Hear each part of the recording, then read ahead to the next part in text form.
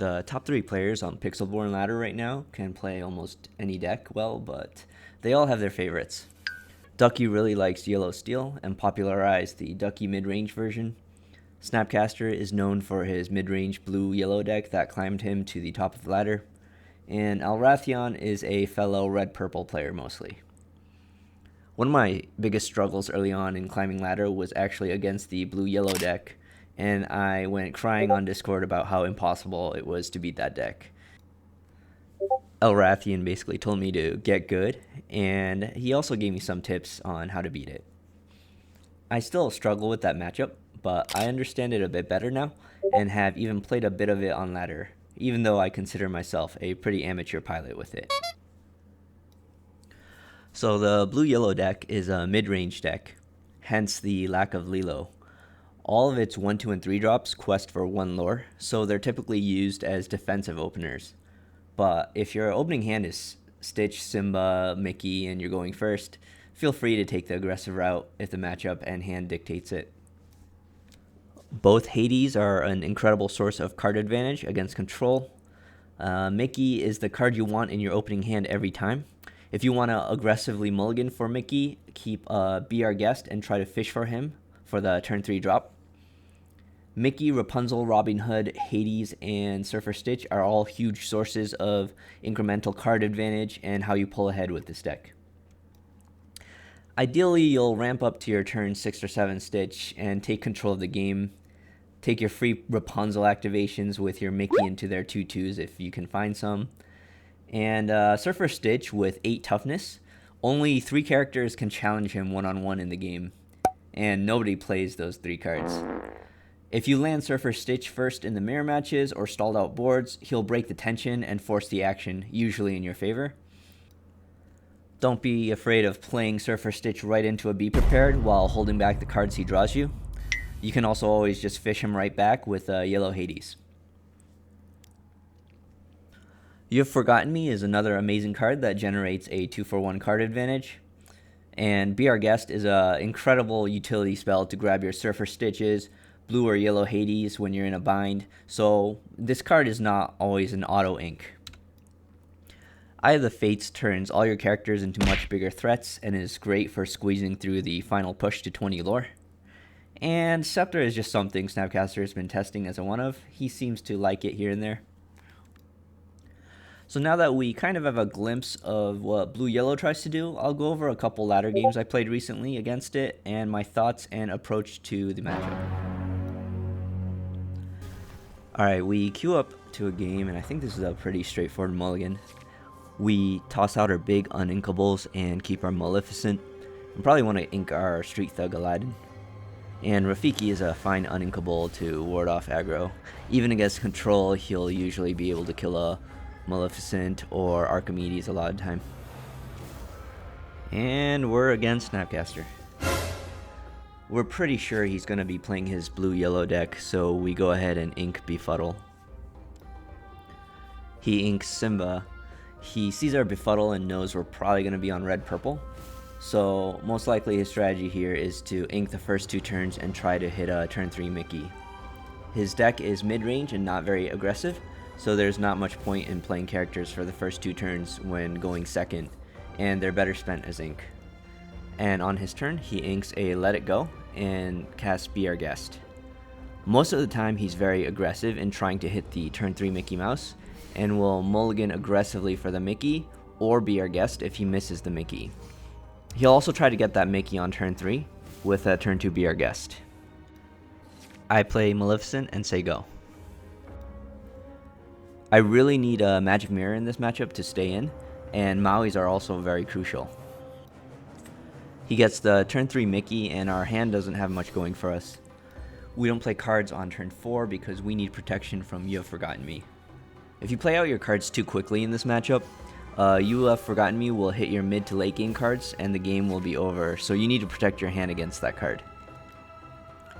He's got the double Mickey opener, and we're very, very sad to see this. Double Mickey opener allows him to basically get a turn 5 Surfer Stitch out.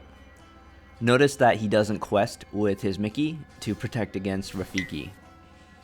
The matchup of blue-yellow midrange against red-purple revolves around the key cards Surfer Stitch, You Have Forgotten Me, and Yellow Hades. Rapunzel comes into play if the blue-yellow opponent is bad and allows Rapunzel activations. If that happens, it's basically a free win for blue-yellow. For the red-purple deck, you really want Maui's, a Magic Mirror, and you need to save the bulk of your removal for Surfer Stitch. Aladdin is also a huge card in this matchup for both race and tempo. Maui will typically take care of the Hades and Maleficents. As I mentioned earlier, never let them get a Rapunzel activation off, Careless Rafiki or Maleficent, or you'll just end up losing the game. I go ahead and play a Dragonfire on his Surfer Stitch, maybe to try and get him to play another character. If I just pass here trying to be greedy with a Be Prepared, I'm almost certain that he'll just quest and pass his turn and play around the Be Prepared, or just develop his board with an Eye of the Fates, and I'm in really terrible shape. Unfortunately for us, he plays a second Surfer Stitch, and so we're basically dead this game. With no Maui's and Magic Mirror, and him having a double Mickey opener into double Surfer Stitch on turn 5 and 6, there's very little chance for us. So this game ends up just being a complete blowout. I have to play Be Prepared, and he just ends up playing a Maleficent and Hades, getting back another Surfer Stitch. I could probably just concede at this point, but who knows, maybe I'll draw 3 more Be Prepareds in a row. I play Aladdin and pass. So yeah, the game is basically over. He plays his third Surfer Stitch, and then he ends up playing his fourth Surfer Stitch, and we're completely dead in the water. He has infinite cards, and we have none. We never drew a Maui or Magic Mirror. So you can kind of see the power of blue-yellow here when it gets going. So after that, I think a normal person would probably just dodge and wait for Snapcaster to find a different opponent before jumping back into the ladder queue. But I'm kind of an idiot, and the last game was absolutely embarrassing and left me feeling very unsatisfied. So I queue right back into ladder to try and match with him again. I also want to practice against the best blue-yellow player on Pixelborn.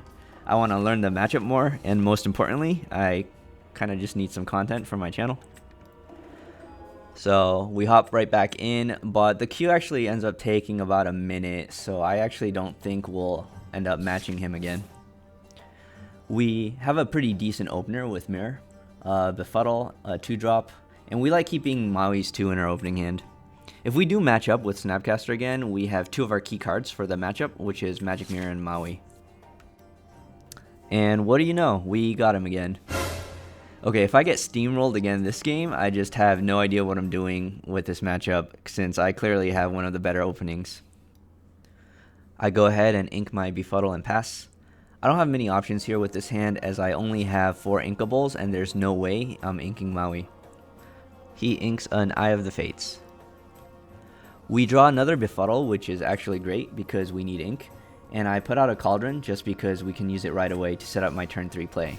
Since I don't have a natural turn 3 play in my hand, it would make more sense to play the Mirror out on turn 3.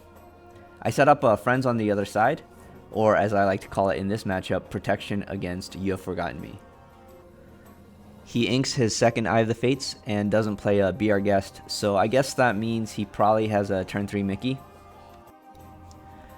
I draw into another Friends on the other side on my turn, and then I go ahead and pass to him. And he does have the turn 3 Mickey, so he plays it and he ramps up to 4 ink and passes it back to me.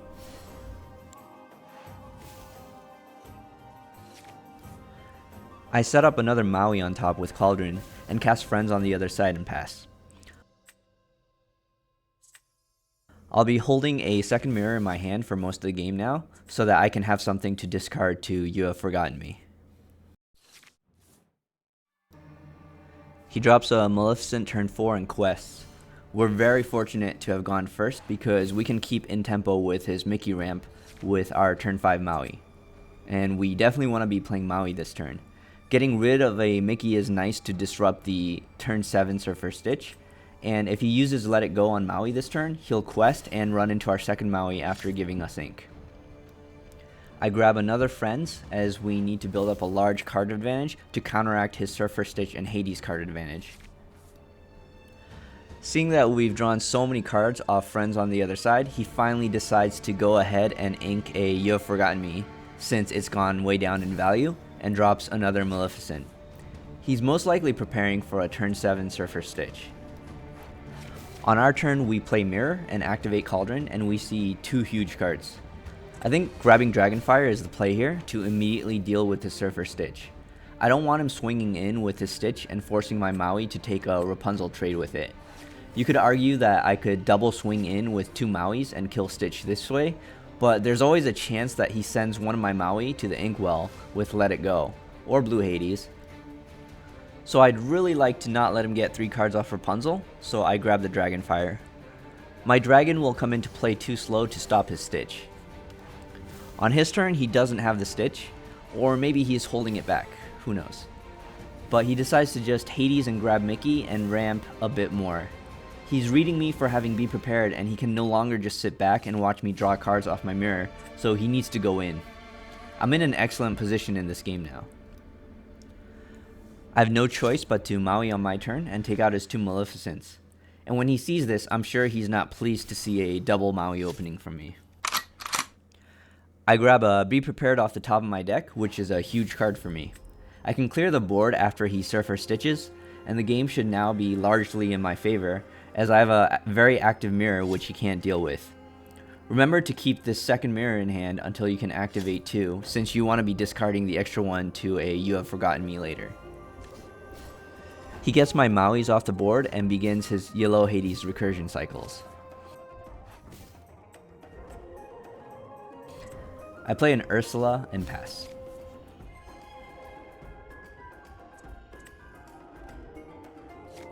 He plays Hades on my Ursula and quests. I could wipe the board, but I want to maybe save the Be Prepared for the Surfer Stitch turn, so I just play Maleficent and pass.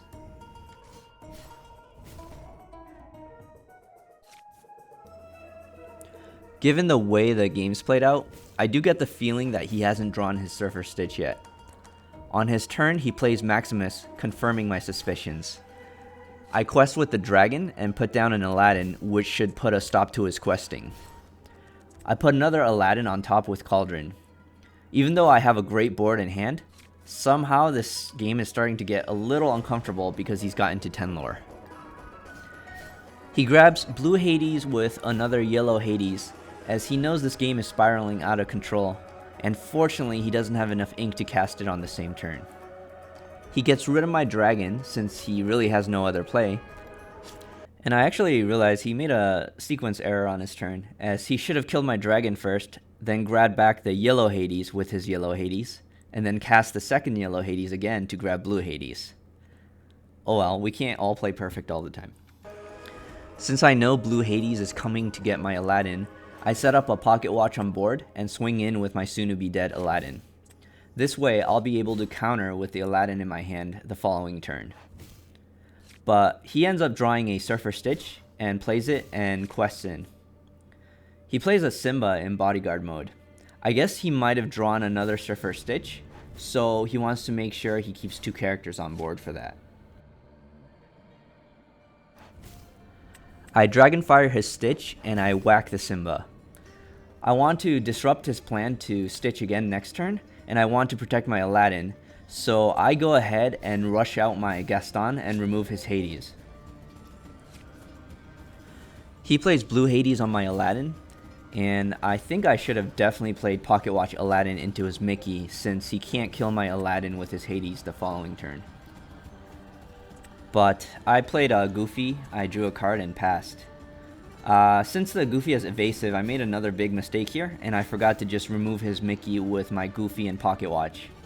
This game was played pretty late at night, and we were both probably super tired and making a bunch of mistakes, me more than him, and we were also playing pretty fast. So yeah, the play here is definitely Pocket Watch Aladdin, and the second play is Goofy with a rushed Goofy into his mouse. So oops. Turns out he did have the second Surfer Stitch, and I may have let him right back into the game. Goes to show you that if I can rank up to Diamond on Pixelborn, Probably any one of you guys can too. On my turn, I don't need to be prepared since my Rush Dragon can take out 2 of his guys and still stay safe from Mickey, so I go ahead and do that.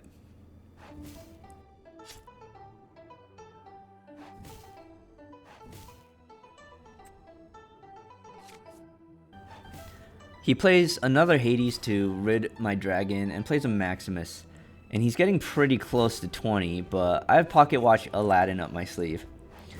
I have barely enough ink to Dragonfire his Hades and rush Aladdin to take out the Mickey.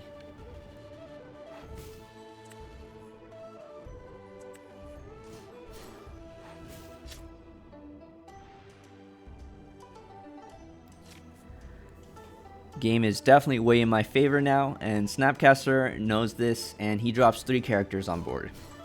I still haven't played a Be Prepared, and he might read me for not having it. He holds Maximus back so he doesn't get killed off by Aladdin. On my turn, I have an interesting decision. I think the obvious play is just to Dragonfire his Robin Hood and swing in with my Goofy and Aladdin. At this point in the game, I had forgotten he had already inked 2 Eye of the Fates on his first 2 turns, but I started getting really paranoid about what if he had 2 of them and played them next turn and just 1 on the board.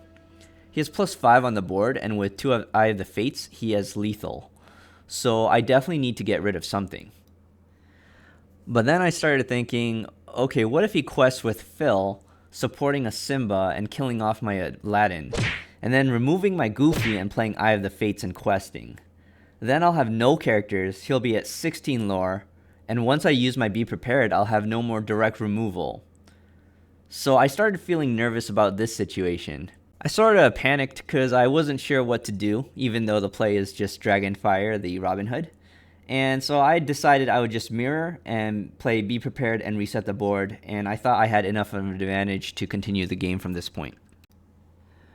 I drew a Aladdin off my mirror, which actually changes everything, since now I can Dragonfire his Robin Hood and still have the Aladdin Rush combo in my hand for when he quests in next turn. But I had already tunneled visioned into my Be Prepared play, and I just inked and played that after questing without reconsidering how the Aladdin that I just drew changed my strategy. But what are you gonna do? I still think my Be Prepared line is okay. It's probably only 3rd or 4th best line in the long term, but it probably gives him a better shot to come back than if I had just used the Dragonfire line. He plays Hades and Maleficent.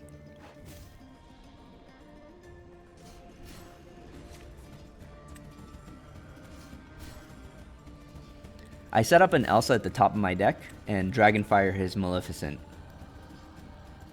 I play a small Aladdin, and I make sure to draw my Elsa before I played Broom, since Broom shuffles your deck again.